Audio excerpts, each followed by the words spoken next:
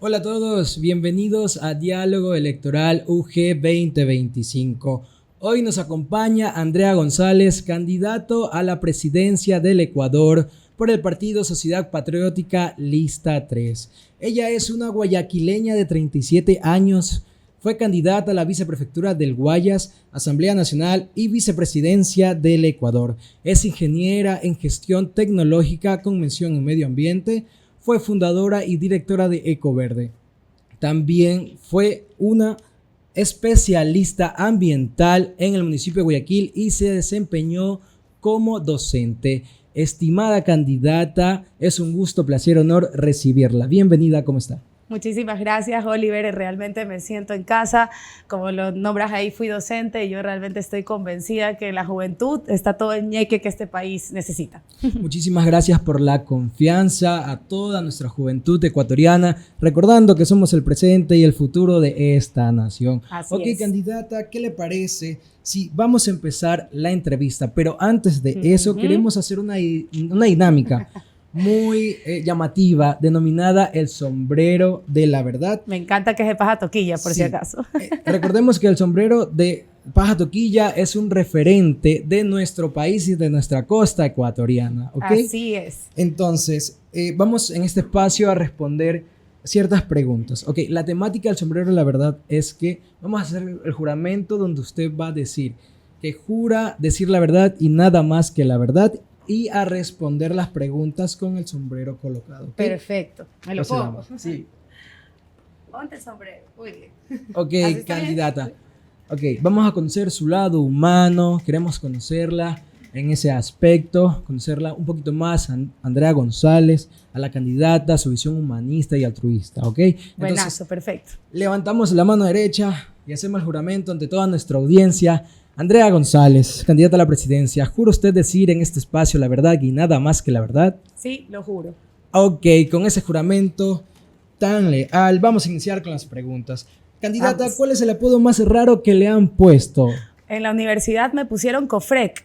¿Por Pero qué? era porque en los celulares Nokia uno escribía tecleando tiqui, tiqui, tiqui hasta la letra que querías poner. Entonces, cuando escribías Andrea, lo primero que te predecía el diccionario era Cofrec.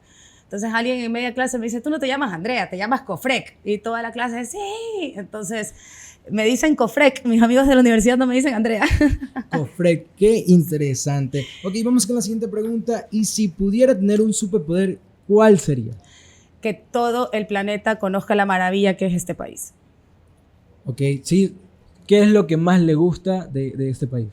Todo. Estoy enamorada, como decimos, hasta las patas. He tenido la oportunidad como ingeniera en medio ambiente de recorrer todos los recursos no renovables y, por supuesto, hablar de los renovables.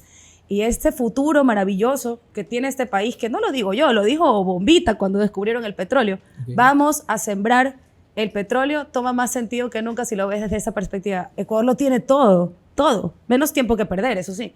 Exacto, por eso nos denominan el país de los cuatro mundos y recordemos que somos un país rico en flora y fauna. Y en su recurso humano, somos maravillosos, somos increíbles. Tenemos todo para ser potencia mundial, así querida es. Candidata. Ok, ¿a qué época del pasado viajaría si pudiera y por qué? En el 76. Porque fue cuando hicieron el Consejo de Expertos que nos dio la primera constitución después de que salimos de la dictadura. Y me dirás, Andrea, pero no estamos en dictadura. Perdóname, estamos en un narcoestado que es peor que la dictadura. Entonces me gustaría regresar al 76 para poder preguntarle a Osvaldo Hurtado, a Jaime Roldós, cómo hicieron para entregarnos un país plenamente democrático. Y me imagino que ellos me van a preguntar, ¿y cómo hicieron ustedes para perderlo? Ok, candidata, muchísimas gracias por participar en este segmento. Ya podemos quitarnos el sombrero. Ya es libre. Ya es libre. Y ahora sí, nos vamos al lado del espacio donde podemos conocer un poquito más sobre sus propuestas e ideas en su proyecto político, ¿ok? Estuvimos leyendo su plan de gobierno. Bien. ¿Ok? Entonces, uno de los puntos más interesantes que nos interesa, valga la redundancia, a toda la nación, y más como jóvenes, es que usted plantea generar una nueva asamblea. ¿Nos puede comentar sobre eso? Más que una nueva asamblea, y te lo pongo un poco más así en palabras sencillas, porque ha sido un reto. No soy tan joven, tengo 37 años, voy a 3 para el cuarto piso, pero la realidad es que es un reto para cualquier constitucionalista entendido en el tema, entender esta constitución. Que para resumirlo un poco más a calzón quitado, como nos gusta hablar acá en Guayaquil, la realidad es que considera dos cosas como excepcionales, y es la cárcel y la inversión privada. Entonces, si tú tienes un país que está tomado por la delincuencia y la cárcel es una excepción, o sea, es lo último que les mandan a hacer, y la inversión privada es vista como el diablo, y eres un país dolarizado, estás con un candado, tanto para controlar la delincuencia como para crecer económicamente. Y esta constitución que hicieron en Montecristi viene con un candado constitucional a su vez para que nunca pueda salir de esta constitución. Ecuador ha cambiado su constitución cada 10, 15 años. Nosotros no estábamos aquí para decidir por qué fue, pero la realidad es que esta es la única que nos ha dejado completamente agarrado de manos. Nosotros proponemos una nueva constitución, pero a través de un consejo de expertos, donde la academia sea quien se pueda sentar en una gran mesa de diálogo a darnos ¿qué? Una constitución sin ideología. Tú no puedes tener una constitución demasiado de derecha o demasiado de izquierda. Tiene que ser para todos, tiene que ser inclusiva. Y esta constitución nace empapada del socialismo del siglo XXI. No podemos tener una constitución que responda a un solo proyecto ideológico. Tenemos que abrirnos, para eso es la democracia. Nosotros nos clasificamos de centro porque proponemos libertad económica, pero con conciencia ambiental y social. Obviamente, siendo ingeniera en medio ambiente, ¿cómo no va a incluir eso? Claro que sí. Entonces, más que una nueva constitución, a través de una nueva constituyente, porque te va a dar el mismo resultado. O sea, estás metiendo los mismos ingredientes si metes una asamblea constituyente para la construcción de una nueva constitución. Pero ya a otro nivel, con un consejo de expertos para que la nueva asamblea sea un poco más parcial. Sí, y que realmente se representen. Una de las cosas que siempre he estado en contra es por qué los asambleístas provinciales tienen que salir de su provincia, irse a vivir a Quito, y a quién representan una vez que están allá. Todos somos humanos. Candidata, retomando el tema sobre la situación penitenciaria, inseguridad, y ese tema de la asamblea nueva que quiere plantearnos en su proyecto político, ¿qué cambiaría en la Constitución para que la ley sea aplicada por igual a menores de edad inmersos en actos de delincuencia organizada? Mira, eso es una cosa, es como una bandera, de esas de las que comemos, ¿no? Por si acaso. Porque la realidad es que tenemos un sistema que ha sido cooptado por los grupos delincuenciales organizados, específicamente los choneros, que son quienes se toman las cárceles. Más o menos en el gobierno de Lenín Moreno empiezan a dividir a las cabecillas de los choneros a diferentes cárceles y da como resultado que se tomen esas cárceles como centro de entrenamiento. Entonces tú puedes entrar a la cárcel por haber robado un mango y sales con un PhD en sicariato. Y eso es lo que tenemos que hablar cuando hablamos de la división de las cárceles, más que la construcción de nuevas cárceles, es el control de lo que sucede como comunidad dentro de las cárceles. Por otro lado, y perdónenme, yo sé que el que tiene que hacer preguntas eres tú, pero necesito está bien, tranquila, hacer una pregunta. Por eso estamos todos aquí. Sabemos que usted necesita compartirnos y nosotros estamos dispuestos a escuchar su plan de su proyecto político, entonces por eso Muchísimas estamos aquí gracias. Escuchándola. Quisiera saber, y que valsen la mano para hacerlo más eficiente, ¿cuántos de ustedes tuvieron acceso a bachillerato especializado? O sea, tuvieron una especialización en bachillerato. 1, 2, 3, ok. ¿Cuáles fueron bachillerato general unificado? O sea, BGU. Son la gran mayoría, ¿cierto? Sí, aquí tengo testigos por si acaso. La realidad es que yo no sé cómo hubiese sobrevivido la carrera de Ingeniería en Gestión Tecnológica en Medio Ambiente si no vi 8 horas de química. Yo tenía una materia que se llamaba ecotoxicología. ¿Se imaginan pasar eso sin haber visto química 8 horas a la semana? Para mí, esto fue una receta hecha para que nuestros jóvenes se queden sin piso y sin techo, para que tengan que depender completamente de la clase política. Y esto es el resultado de 16 años de haberlos dejado en bandeja a las mafias. Entonces hay que entender que nuestros chicos no se hicieron gatilleros porque se metieron al TikTok y bailaron rulay. No funciona así la cosa, son mucho más pilas de lo que la clase política cree que son. Ellos tienen 16 años sin bachillerato especializado, sin pasantías en lo que en mi época era 5º curso, ahora es 2º bachillerato. Okay, sí. No tienen acceso a la vida económica del país, de verdad. Y antes, te lo juro, que para la pasantía uno sufría. Era el primer intento de trabajo y si lo hacías bien, era tu primera chamba. Entonces, estamos hablando de que esta receta les funcionó, porque ahora nuestros jóvenes son el primer objetivo de los grupos delincuenciales organizados. Por supuesto que tienen que tener las penas más duras si ya son gatilleros, pero empecemos por darnos cuenta cómo llegó ese gatillero a ese lugar. Y mucha gente ha estado en contra, y yo sé que es polémico, y aquí estamos justamente para polemizar la premilitar obligatoria. Yo sé que es incómodo para algunos, pero puede ser la única salida para un chico que hoy pertenece a los lobos porque los choneros le hicieron algo en su barrio.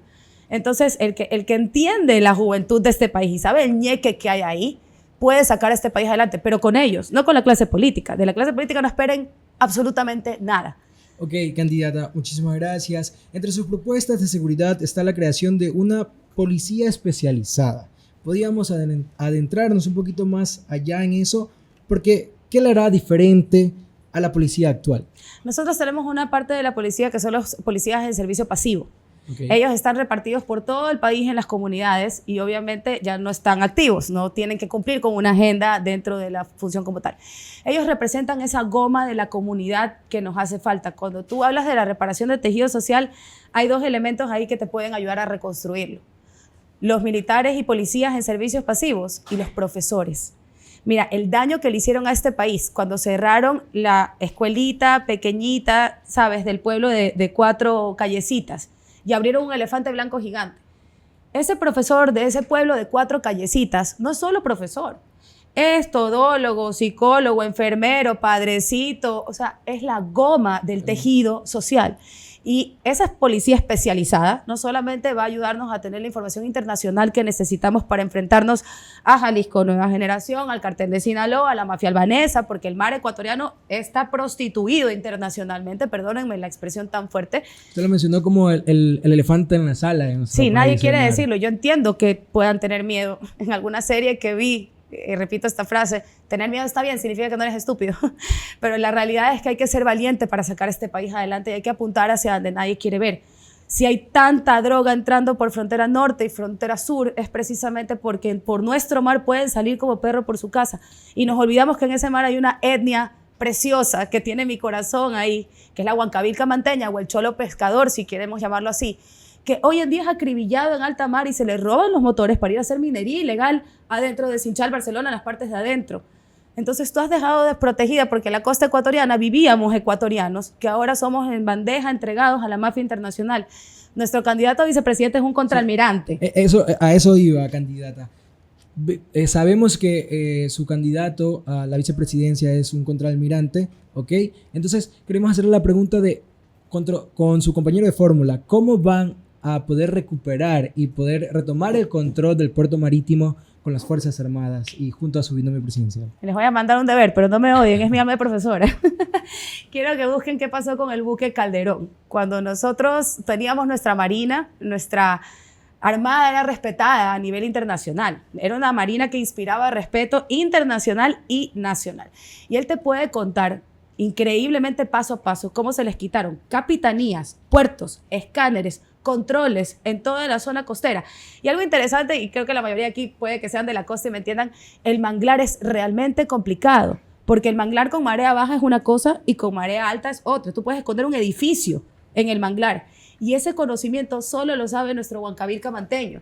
En la guerra con el CENEPA nosotros teníamos una guardia especializada que conocía la selva. Es lo mismo y eso te sirve de reparación de tejido social y él lo tiene clarísimo. Entonces tenemos un vice que se tiene que encargar como eje transversal no solo de la seguridad del territorio, sino específicamente de recuperar la costa en su parte de seguridad y en su parte de su tejido social. Solo te dejo un dato estremecedor. 1.500 familias de Santa Elena hoy tienen a un miembro involucrado en un caso de narcotráfico. Es la zona más pacífica que ha tenido el Ecuador en su historia como Ecuador como tal. ¿Cómo es posible que hayamos llegado a eso? Tiene una misión muy ardua de trabajo, por eso usted en una de sus entrevistas lo denominó a su binomio presidencial como el vice de oro. El vice de oro, ¿cierto? Sí. Ok, vamos con la siguiente pregunta. ¿Implementaría leyes estrictas para quienes atenten contra el medio ambiente? Pero por supuesto, nosotros hemos propuesto de cajón, y esto se va a hacer, se los prometo, se va a hacer, la Agencia de Protección Ambiental. Debemos entender que el Ministerio de Ambiente es una entidad que responde al Ejecutivo para emitir permisos. Es decir, yo quiero hacer una cabaradera, tú te metes al Sistema Único de Información Ambiental, pones la información, tome sus permisos. Pero el Ministerio de Ambiente no tiene ni capacidad ni recursos para proteger el ambiente, y valga la redundancia, porque es redundante, la salud. Nosotros hemos propuesto 3 monitores de aire, agua y suelo a nivel nacional, para que no vuelva a pasar lo que pasó en Santa Rosa, que 1.500 personas se levantan un fin de semana intoxicados con metales pesados de la minería ilegal y no hay un registro para cerrar la llave de paso antes de que se intoxiquen 1.500 personas. Un dato numérico es que $1 invertido en saneamiento le ahorra $4 en salud al Estado. Y con un IES quebrado, Lo primero que deberíamos estar buscando es esa información disponible y a tiempo para que el ciudadano pueda salvarse de los problemas de salud que dan cuando estás expuesto a la contaminación.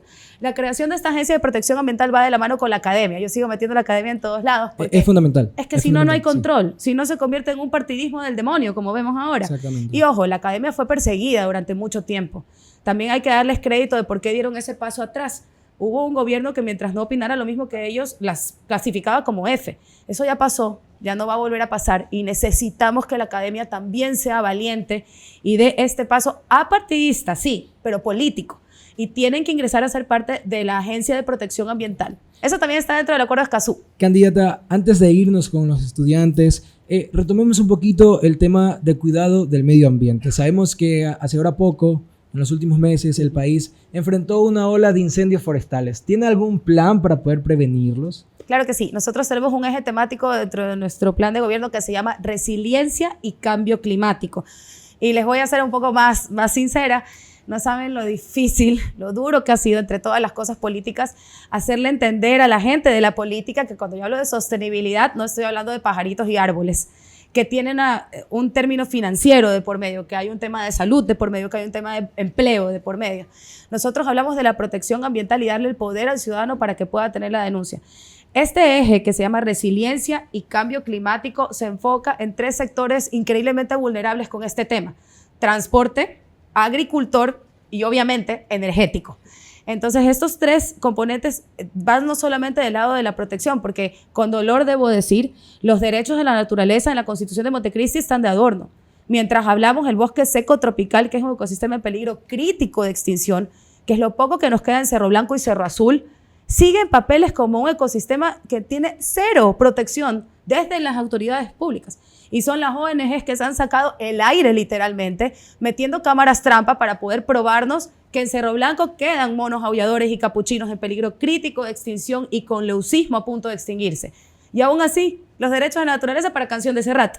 Entonces necesitamos que eso sea mucho más efectivo y darle el poder a la ciudadanía. No puede ser que yo denuncie agua contaminada y tenga que pagar un perito ambiental de $3,000 para que vaya a un laboratorio acreditado. Pues. Entonces, Escazú es un muy buen marco internacional para acoger eso.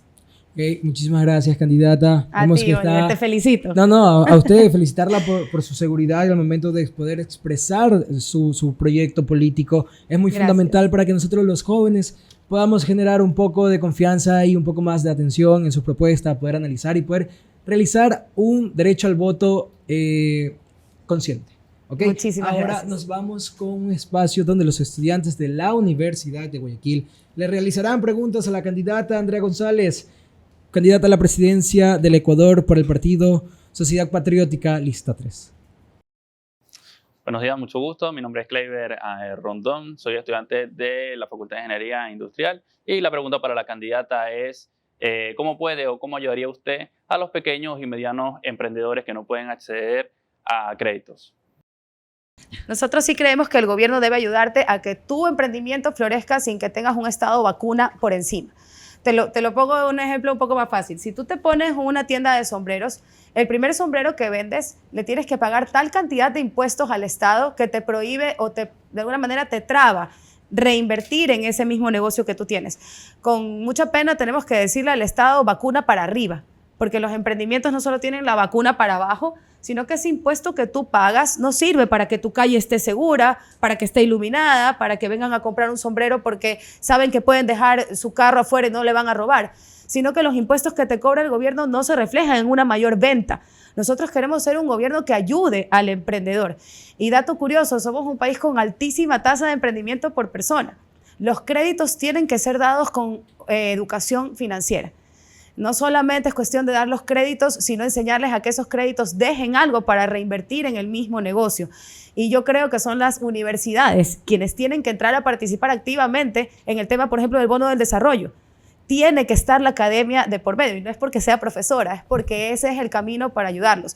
Sin embargo, creo que como electores hay un cambio generacional gracias a ustedes, pero hemos estado acostumbrados a, en lugar de pedir lo que tú estás pidiendo, que es lo más importante, déjenme trabajar.